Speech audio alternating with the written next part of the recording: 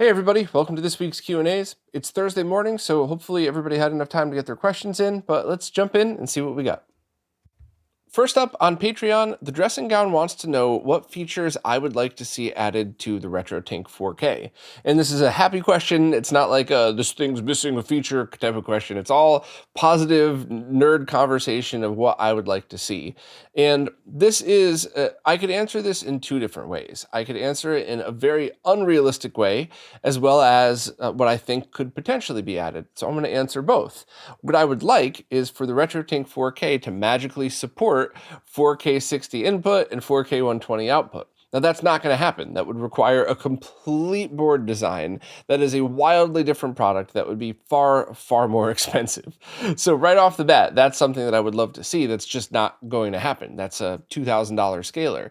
And by the way, just a very quick aside, very often in retro gaming, people scoff when they hear prices as ridiculous and high as $100 for the RetroTink 2K. And it's kind of funny because if you go into the high-end home automation, home theater world, you very often hear people talking about like, oh, that new Lumagen processor is only $7,000. It's cheaper than the last model, and it's so everything's relative, right? But I don't think that's a product that people would buy today. I don't think a lot of people would spend $2,000 on a scaler for retro gaming, so or even for modern gaming to take other stuff like that. I think Mike made the right decision sticking to the hardware format that he did. So stuff like that, ridiculous stuff like direct uncompressed 4K capture to the SD card, like there's a bunch of ridiculous stuff I would love to see that's just not possible with that hardware, and the hardware was the right choice. But stuff that is at least theoretically possible, I don't know if that's something that's on Mike's radar. I'm not sure how far he's getting with it. The first thing I would like to see is any kind of smoothing, and real smoothing, not just a soft filter like with some of the other products you see, which is fine, by the way, because that soft filter works really well for certain things, especially if you're doing stuff like trying to scale VHS or Laserdisc or even DVD, depending on what your target device is. So I'm not knocking the soft scaling. It is different than what you would find on a TV, but I would love to see actual real smoothing, because early 3D graphics would really benefit from it, and I truly think stuff like 480p and 720p graphics would benefit from it on a 4K TV. Now, the other stuff that I would love to see is more VHS and Laserdisc related. And while this isn't a huge part of my personal use for it, I do see the need for this because of how many people in those areas still need help. Anybody that's been following the VHS capture streams I've done has seen that there's no one cheap product that you could just buy to capture this stuff. So it is really looking like using a Tink 5X or 4K to transfer to digital could be the perfect option for some people, not all. So I would love to see things like some less dropouts on VHS, because VHS is a very lossy format. So basically like a time-based correction mode.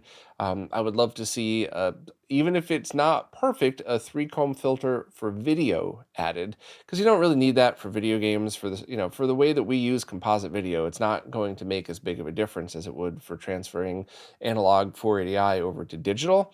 So stuff like that I would like to see, and there's a couple of little tweaky things that I want, but it's really just anything extra is for my personal setup, and a lot of it could be done right now with custom mode lines and stuff like that. So at the moment, that's really it. As far as realistic features go, I would love to just see more VHS and Laserdisc focused stuff in smoothing. And, I would love to see, 5-10 years from now, whatever else, the follow-up product have just the next generation of hardware. And by that time, when we're all using 8K 240 TVs or something like that, then it would really make sense to use that higher end hardware, which should have come down in price by then. So hopefully that's a fun little overview. But yeah, I wanted to give a little more explanation because it would be, I didn't want to be disingenuous and be like, I want 8K support, because that's just not going to happen. So yeah, hopefully that answered your question well, but I love it. I think it's worth every penny if the features are something you would use. I just know so many people that bought a Tink 5X and they love it and they don't need anything else. And they ask my opinions, and I tell them honestly, with all the love and respect to Mike, keep the 5X. There's no reason for your particular setup to upgrade. But a lot of people want the 4K because it is pretty killer.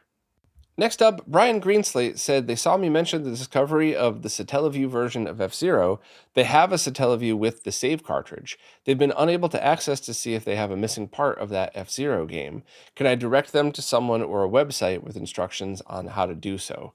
I would definitely check out that Did You Know Gaming video and reach out to them, reach out to the people that they worked with. I would not reach out to any of those publications that stole all of the info from the Did You Know Gaming video, didn't credit them at all. Yeah, that was gross to see that happen. So many people just watched the video, wrote down what they said, and made it seem like that was their research. So skip those frauds, go right to the source and go from there. And if for whatever reason you can't get through to anybody, please just contact me, DM me, whatever, and I'll see if I could kick down some doors for you, because if you do happen to have that extra info on there, that would be really awesome. And if not, who knows what you might find on there. So yeah, try reaching out and see, and if not, let me know. Captain Retro has a question about Extron Crosspoint matrix switchers and their sync inputs and outputs. And I'm not sure I know the answer to this one because I've never used a model exactly like the one you're describing, but I'm going to run through it anyway because maybe somebody else listening could help as well. They have a 12x8 Crosspoint, and only the first 4 inputs and first 4 outputs have the option to switch to 75 ohm non-TTL sync. Does that limit them to the first 4 inputs for proper RGBS, or are they good as long as the output is 75 ohm? So I'm going to do some guessing here, but I'm going to guess on the safe side of things. So the worst thing that could happen, I'm pretty sure, is nothing, which is not really a bad thing. I'm pretty sure those switches, if they're not there, it just runs in TTL mode. So as long as you have sync that is TTL level, so pure C sync at a higher voltage running to the inputs, and as long as you have a BNC to SCART adapter on the output side that requires that 470 ohm-ish, give or take, resistor, then you should be fine.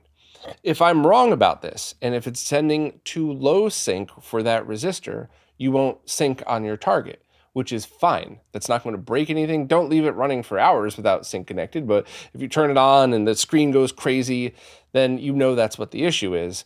So this is one of the rare moments where it should be completely safe to just give it a try.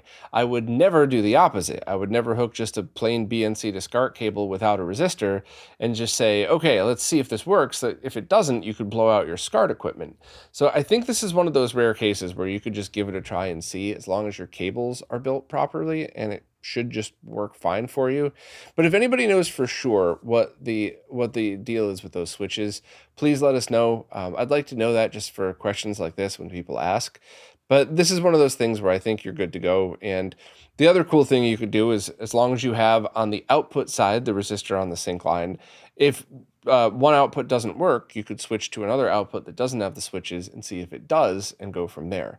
And if you have any doubts about any of this, you could just get that cheap scope that I did a video on.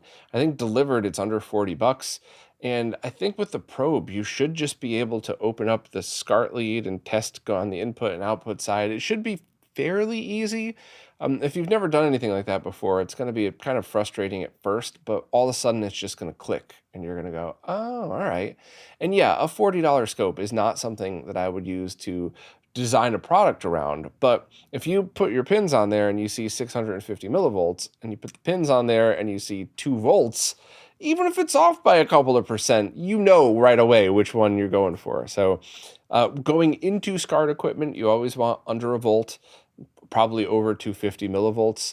And on the input side to the Crosspoint, just basically any pure C-Sync should work. You might need some kind of voltage boost, but you should be fine on the input side. So I'll leave a link to that scope video if you're interested, but I think this one should be pretty easy for you. Next up, Richard Kingston has a setup that's mostly RGB going into a G-SCART switch, outputting one output to the OSSC and another output to a CRT. And they want to know how to integrate one other console that's not RGB into it, whether it's Composite or S-Video. And that one's kind of tricky because there aren't any RGB or Composite to RGB or S-Video to RGB converters out there that I know of. There's converters that go to component video like the Koryuu, but not RGB. So this is where price really starts to step in. What model N64 do you have? If you're in, you said you're in Ireland, so I'm assuming you have a PAL N64 that requires the advanced mod, so things could get pretty expensive. Let's just stop for a minute and say maybe you have an early Japanese model that could use a cheap RGB mod. That would absolutely be the way to go. It's going to be cheaper overall. Just do that, get yourself an RGB cable, and you're done. But assuming you have a PAL that requires the advanced one, maybe doing something like getting a Rad2X or getting a RetroTink and then getting an HDMI to VGA converter and an HD15 to SCART, that might actually be cheaper. And it sounds ridiculous because you're like, all right, HD15 to SCART's like 20 bucks or something. You got to get that one of those converters, which you can get for like $8, so $10. And then you have to get this the scaler, so that's Rad2X or a Tink or something like that. So you could be looking at 150 bucks here, which is a lot of money, but that might actually still be cheaper than trying to do a mod.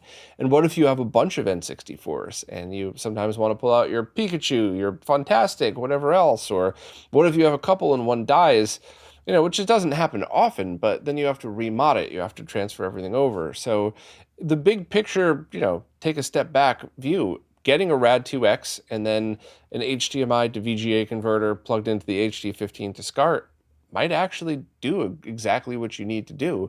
And I don't think there's any light gun games on the N64, so while it's a zero latency solution, it's actually technically like a few microseconds off. So light gun games, if you were to plug that into like SNES, probably wouldn't work, but that's not an issue with the N64. So I would really just look at your overall total solution and see where you want to go with this. I do really wish there was just a basic, composite in S-Video to RGB converter for this exact reason, but I don't think there is one. And the few times I've looked into it with some friends, they were all basically like, the best way to do this is the same way the Koryuu's doing it, and they're not going to redo all that. So I'm sorry that I don't have any other ideas for you. You could look into trying to make something yourself, but at that point, then you're just better off modding the console. So if anybody else has any thoughts, please let me know. But I think this is just one of those scenarios where there's no perfect solution. There's just a couple of good ones. Or I guess RGB modding the N64 is pretty darn close to perfect, but that might cost you more. So it's up to you. Let me know what you decide, though. I'd be interested to see how your setup finalizes out. Next up, Dark Roast Chris has a VCR that they want to route through their component video setup into their RetroTink 4K. So they tried running it through a Koryuu transcoder. And they're getting some weird issues, and one of the weirdest is that the Tink 4K is reading the signal as 240p, even though it's obviously a 480i signal. So I would definitely not do this for a couple of reasons. First, the comb filter that's on the Tink 4K is very good, and I don't know if there's any filtering at all on the Koryuu or what's the limit of its filtering. So you're almost surely going to be able to get a better signal going directly into the Tink 4K. And remember, if you just want to route your wires nicely and you don't want anything in front, you could use Greg's adapter that he just released. But to continue on this, also the Koryuu was definitely designed for video games in mind. And I've used it a few times to try and route things like a VHS into a BVM that didn't have composite video inputs, because that was one of the reasons in the Koryuu video I did, that one of the reasons why you might want it is maybe your BVM doesn't have a composite video card that might very well be cheaper to use. And it was fine, but there was something off about it. It wasn't perfect. It was definitely different. And I tried the different brightness settings and anything like that. And I kind of asked around, and most people were just like, I don't know, I just use it for video games. So I think that's probably the best way to go about doing this. Also, your other question, would a VCR that outputs S-Video really be that much of an improvement over composite to justify hunting one down? Totally depends on what your use case is. If you have a stack of old VHS tapes that you're like, oh, I remember watching these when I was a kid, I'd love to watch it again through the Tink 4K with a CRT filter and maybe watch it once and never again. No, use the Tink 4K. Its comb filter does a very good job. And VHS is a lossy format, so I wouldn't worry about it too much. But if you're like, hey, I found these tapes of my family members that have passed away, and I am the only person with video of them, yeah, definitely go hunt down an S-Video VHS player. And, I'm still working on that VHS capture thing, but there's a couple of ways to do it where you're going to get a very good image anyway. But I mean, that going through the TINC 4K is absolutely a good way to do it. Even if you capture in compressed 4K, the way I'm going to oversimplify, and if my fellow really smart nerds are listening, please be pedantic about this. I would love to hear a more detailed explanation. But basically, if you do something like you capture 480i direct or 480p direct, and even if you capture it uncompressed, and then you scale that up and then recompress it, I found less artifacts than if you just send 4K uncompressed, which that's what you get out of a TINC 4K, just uncompressed 4K signal to a capture card like an AverMedia Live Gamer 4K, and just use Rec Central to record in compressed 4K. I see less compression artifacts that way. Now, my very smart friends might be about to whip out their keyboard and start typing. Well, that's because you're an idiot, and this is why, and that's fine. Bring it on, please. I want to learn more about this. But if you're transferring your tapes and you want to archive it for you, going through a decent, not $1,000 VCR, like $100 VCR with S-Video output into the TINC 4K, set the filter to soft, not sharp scaling. You might want to use Lanczos. I can never say that word. The L one, Lanczos 2 or 3, and just kind of watch a few minutes of it, see what looks best to your eyes on a nice big TV, and then capture that way. And that would be, for the moment, that if you already own a TINC 4K, I think you're going to get a great transfer. Now, this is just oversimplifying what's probably going to be an hour-long video on VHS capture. So there's way more to it than that. But to answer your question in a different way, if you just want this as a casual way to throw on a VHS tape, your composite output's more than enough. But if you're really looking to get serious about this, or if you have VHS tapes that mean a lot to you, or if sometimes certain things just kind of feel better in that overly lossy format on a CRT. So if you get a TINC 4K, you get those CRT filters. If it's important to you, get that S-Video VHS player. And all VHS is encoded with separate chroma and luma. I got this wrong for years until a couple of people straightened me out and said, no, even those home video recorders, they're not the highest quality, neither is VHS anyway, but they are encoded separately. So you do definitely get a better picture. How noticeable, that's going to be up to you. But if it's important, get it. And if not, I personally wouldn't. I would just say, hey, I'm going to use these old tapes through this thing and have some fun. But let me know if you want me to clarify any more.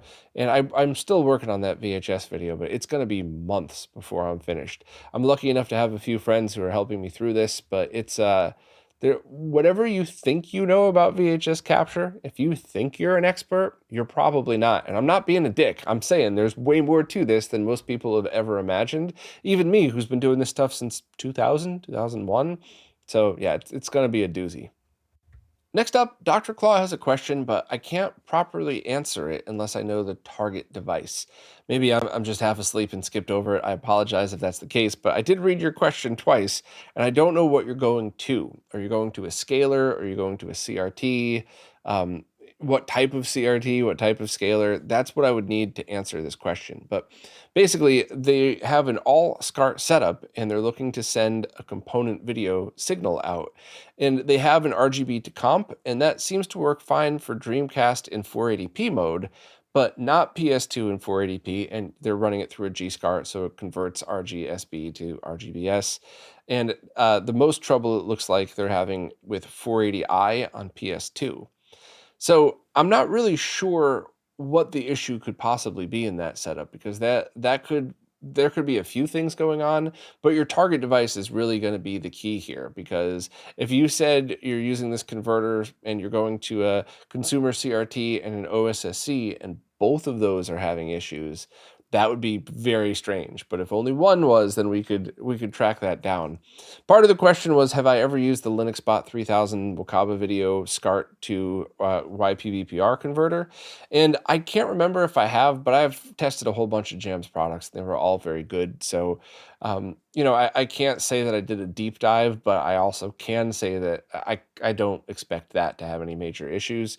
So if just swapping that the RGB to comp out with that one might be a good troubleshooting point.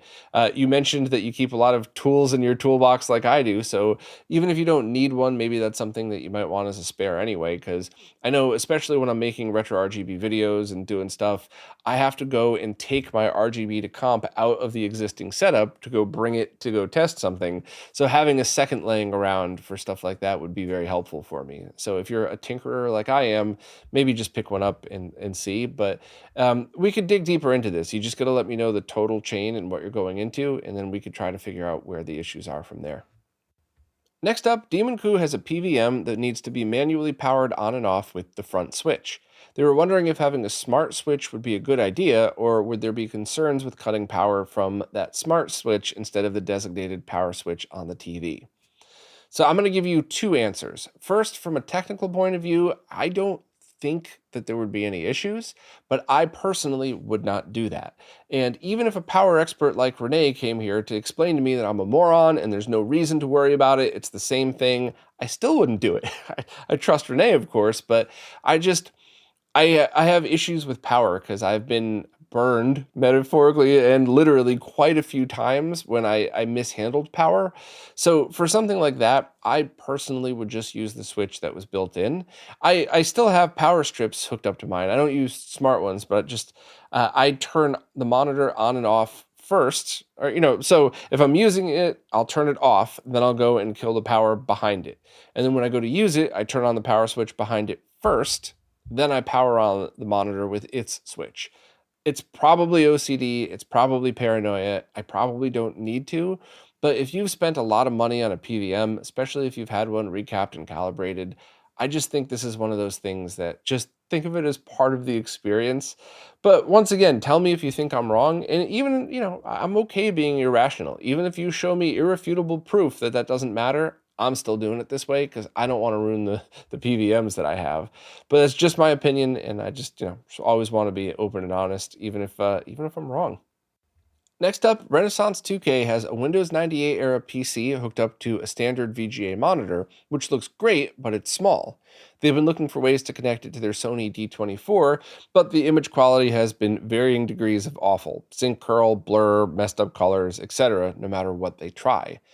So here's an interesting setup because first of all, with the D series BVMs, you're going to need an active sync combiner. So while you've already mentioned that you tried the HD15 Discart and the power one from Retro Upgrades, those aren't going to work because those are probably both XNOR. Well, the HD15 Discart's definitely an XNOR sync combiner. I'm not sure about the other one. So you're going to need something like an Extron box. The Extron 203 RXI is the one I would have recommended anyway. You said that has the best results, but the colors are still very off and the image itself is blurry. So that's all very weird. And I've seen stuff like this with Sony PVMs versus just PC monitors, but it's weird because when you're outputting 640 by 480 to a PVM or BVM that could handle it, what you're essentially doing is sending the exact signal it's designed to accept, but you just have to combine sync the H and V in order to get the composite sync to go through. And while that will get stuff like sync curl, I've also seen blurriness and other issues, and I just can't understand why.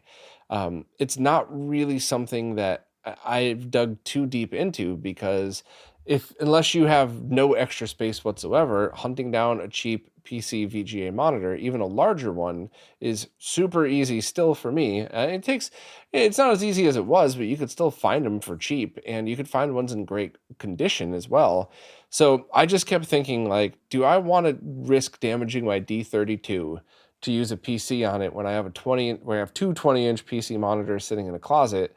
So I just said, no, I'm going to just use the display that was designed to be used with that computer. But I don't know the answer to that. And I would love to know what the reason is for it. Is it that VISA signals versus DTV? Because they should be mostly the same. You could try sending it 720 by 480 instead of 640 by 480, but I don't know. That's you could try messing with it, but a D24 is a very, very expensive monitor, and it's a beautiful monitor. So, unless this was something that was really important, like you truly wanted to integrate this in your setup, if you mess around with it a little bit more and you can't get it looking okay, I would just stick with your PC monitor or get a bigger one. The color issue is definitely the strangest because that should be totally fine.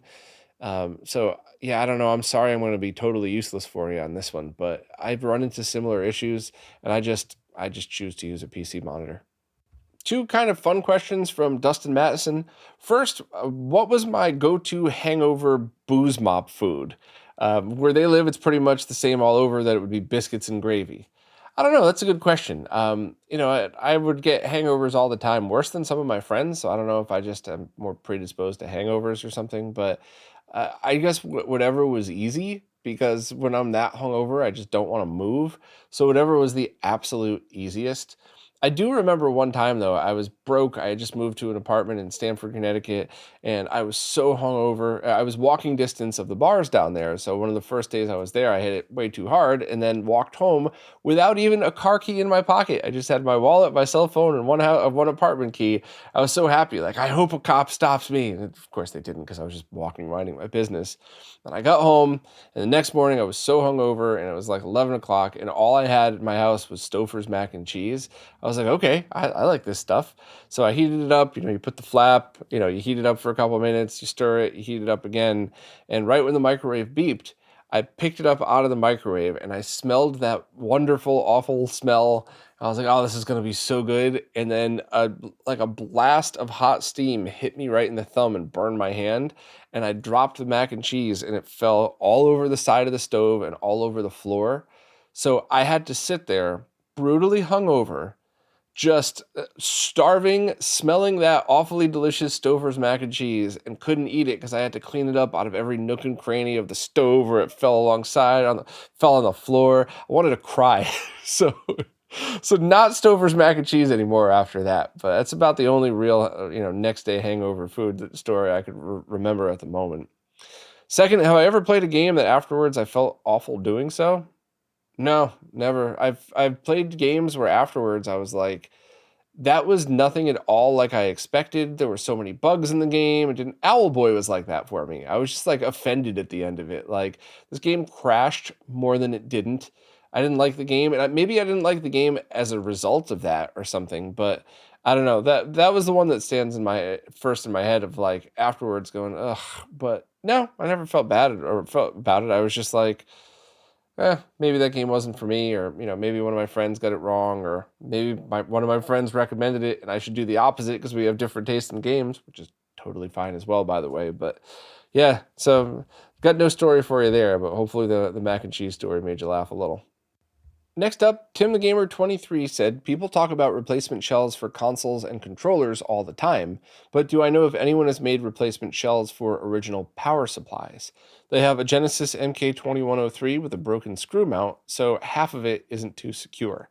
No, I don't know if anybody has even looked into that, to be honest with you. And there are so many broken power supplies out there, meaning not usable, but in physical, still good condition, that I would consider looking for one of those. And to be honest, if you pop one of those open, you might just be able to replace the capacitor on it and get it running. But that's kind of the best way to do that. Or just save yours, put some tape around it, put some duct tape around it to keep it secure, maybe switch to a triad. But I don't think that's something that anybody has looked into. And getting an injection mold for something like that would be, I mean, it'd end up being $100 a case to replace them. And on top of that, I've seen a lot of those Model 2 Genesis power supplies be slightly different from one another. So I don't think it would be possible for one shell to fit all of them. So, while that was a good question, and I wish I had a better answer for you, I think that just duct tape that sucker back together and then go for a triad when the time is right. Or just go to a retro game show or a retro game store, look for some broken ones and see if you could swap the guts or anything like that. Also, another question, what's the newest generation of retro consoles that we should expect to start needing recaps soon? That's a good question, and not one that I've had too much experience with.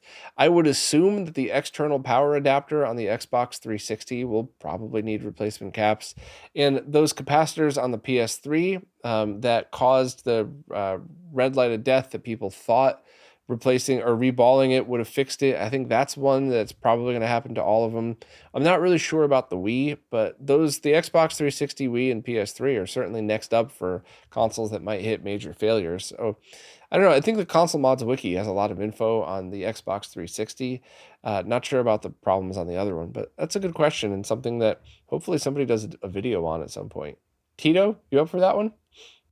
Next up, Jason Guffey recently had a coworker mention that their old NES looked like garbage on a modern flat screen over Composite, and they didn't know why.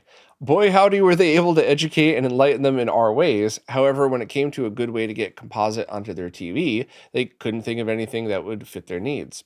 RetroTink 2X Pro, no doubt. It just works. And if they decide that they have a console other than the NES, that they want to start connecting, or or any of the other stuff that we use, that's going to be a great option. One thing you might want to do is the same thing a lot of brick and mortar game stores do, and tell them that, hey, try this composite to HDMI converter. It's going to look almost as bad as directly into your TV. It's going to look laggy, but I think they're still like $20. Try that and see. Is this do you want a blast of nostalgia? So you hear the Mario Brothers soundtrack and you run across the screen a couple times and you go, okay, that was fun. Then great, you only spent $20 on it. But if you play it and you start to feel like, I love this, but how come I can't make my jumps in later levels? How come I'm starting to get a headache after a while because of that flicker? Then you can upgrade to the better ones. But just always paint the correct picture. Like, send them that video, the Get a Scaler video, and have them watch it, and even if they're not the type to enjoy something like that, it answers all of their questions. Because a very common thing from people is, wait a minute, you want me to spend over $100 to connect my NES? That's dumb. My TV has those inputs. You're trying to rip me off. No, that video explains exactly why, and including goes into the whole TV manufacturers really screwed this one up. So it does seem like BS because it kind of is. The TV manufacturers really snubbed their nose at us starting in the early 2000s. So this shouldn't be a problem that we have to solve, but it is. So that's the point you need to get across to anybody interested. So I always try to make that point and then say, listen, here's your choices. If you really don't want to do any of this, try the cheap adapter, try leaving it right into your TV and see where you go from there. But just know that if it sucks, it's probably not the game, and it's probably not the NES, it's probably the conversion. And that's the other most important point to make, because I've seen so many people leave the hobby because they bought one of those pound cables and go, this isn't the way I remembered it, but this was fun, whatever. But what they were actually experiencing was that laggy, crappy pound cable. And the reason I hear these stories is because they go about their lives, and at one point they mentioned to a friend what happened, and their friend is like, well, what cable did you use? And then they dragged them back in and said, no, you used the wrong cable, use this. And now I meet those people at expos, and they tell me that story. So I guess I would just make those points and see if you could help. Well, that's it for this time. As usual, if you have any question at all, please just ask it wherever it is that you support in the latest Q&A post. The way these services work, I can't figure out what's a new question on an old post. And also, like you saw today, I just like scrolling through and answering them as if we were hanging out somewhere, having a coffee or a beer or something. And as always, every service can ask these questions. Very often you only get the questions on Patreon, like you saw today, just because that's where most people support. But every support service I treat the same. So anywhere you support, fire away your question, and I'll try my best to answer it. As always, though, thank you so much for everybody who supports in absolutely any way, even just listening to these and being part of this awesome community. So thank you all so much, and I will see you next week.